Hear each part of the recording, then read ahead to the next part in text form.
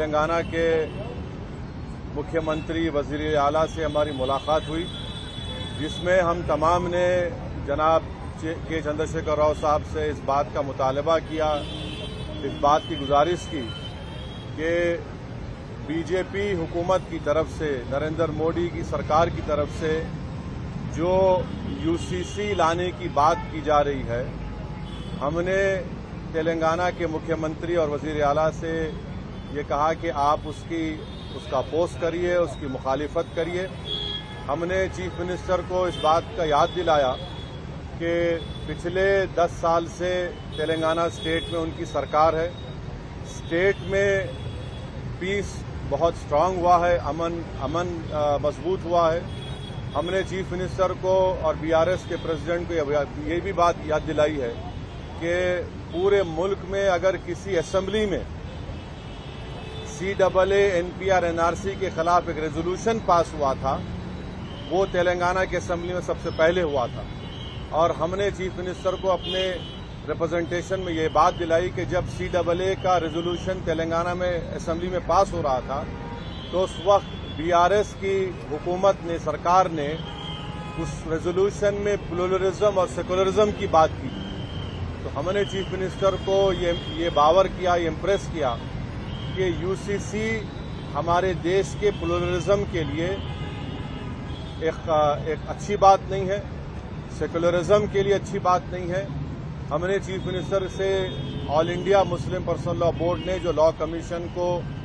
जो all India Muslim personal law board ने एक नोट दिया है जो 74 पेजेस पर मुश्तमिल है, उसके इम्पोर्टेंट पॉइंट्स हमारे प्रेसिडेंट मौलाना खालिद सैफुल्लाह रहमानी साहब उनको बताए हैं कि कैसे बीजेपी यूसीसी के नाम पर इस मुल्क के प्लुरलिज्म और सेकुलरिज्म को कमजोर करना चाहती है।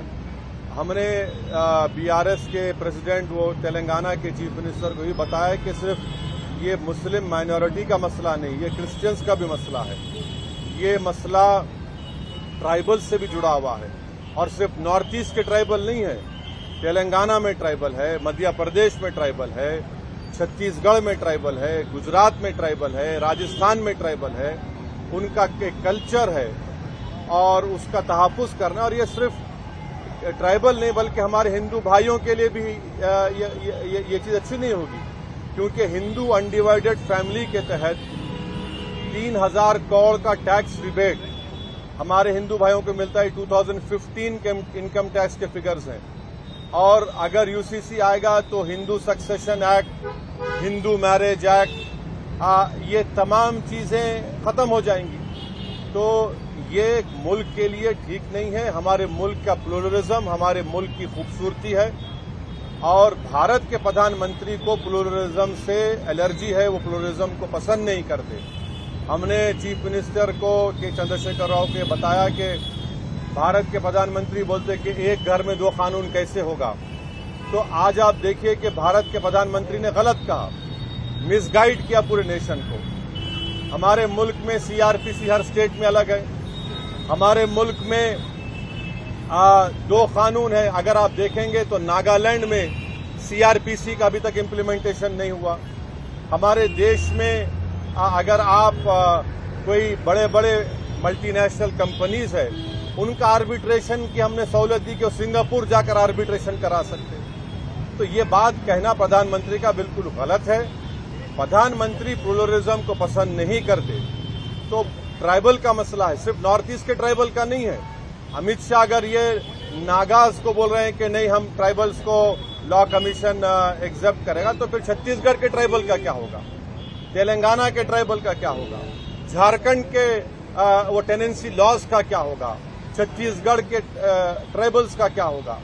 तो ये भारत की खूबसूरती, उसका प्लुरलिज्म है, उसकी डाइवर्सिटी है, जो आरएसएस और बीजेपी को पसंद नहीं आती है। तो इसलिए हम सीएम से बात किए और चीफ मिनिस्टर ने साफ और वाज़े अल्फाज में, in clear cut terms, chief minister ने कहा कि बीआरएस पार्टी यूसीसी का अपोज करेगी। बल्कि चीफ मिनिस्टर आगे बढ़ के ये बात कहे हैं कि वो लाइक माइंडेड पार्टी से भी बात करेंगे। हमसे भी कहा कि हम भी जाकर लाइक माइंडेड पार्टी से बात करें मैं तेलंगाना के और डेलीगेशन के बिहाफ पे तेलंगाना के सीएम का शुक्रिया अदा करता हूं कि उन्होंने इन नो क्लियर का बल्कि क्लियर कट उन्होंने कहा कि हम यूसीसी का अपोज करेंगे और देश में बहुत ज्यादा दूसरे मसाइल हैं और उन मसाइल पर बीजेपी नाकाम साबित हो रही है, इसीलिए बीजेपी ये सब चीजें देश के सामने ला रही है।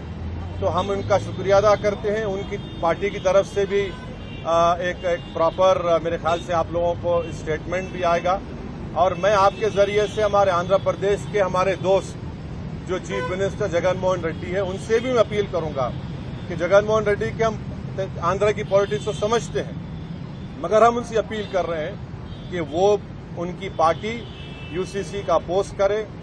जो पार्टी प्लूरलिज्म को मानती है, जो भारत के डाइवर्सिटी को मानती है, जो भारत एक मोज़ाइक है उसको मानती है, तो उनको यूसीसी को अपोज करना है। और अगर जगनमोहन रेड्डी टाइम देते हैं तो हम भी जाकर जगनमोहन रेड्डी से मुलाकात करेंगे। इस मीटिंग में और भी दूसरे इश्यूज भी उठे, माइनॉरिटी वेलफेयर के ताल्लुक से, ओवरसीज स्कॉलरशिप के ताल्लुक से, वक्फ प्रोटेक्शन के ताल्लुक से, ओल्ड सिटी में मेट्रो के ताल्लुक से, साथ ही साथ माइनॉरिटी फाइनेंस कॉरपोरेशन में जो लोन्स हैं, इंडिविजुअल लोन्स जो देना बंद किए हैं, तो चीफ मिनिस्टर ने कहा कि 4-5 दिन के अंदर वो एक 230 करोड़ रिलीज करेंगे, जिसमें ओवरसीज स्कॉलरशिप जो रुकी हुई है और दूसरे जो स्कीम्स हैं। तो ये एक मोटी मोटी बातचीत हुई है। तो हम ये सेक्रेटेरिएट के मसाजिद को जल्द से जल्द और जो दूसरे रिलीजियस स्ट्रक्चर्स हैं वहां पर प्लेसेस हैं उसको भी खोला जाएगा और गच्चीबौली में जो इस्लामिक सेंटर है उसका भी काम शुरू होगा। ये बहुत से इश्यूज के ऊपर सीएम ने हमसे कम 1.5-2 घंटे बातचीत हुई है।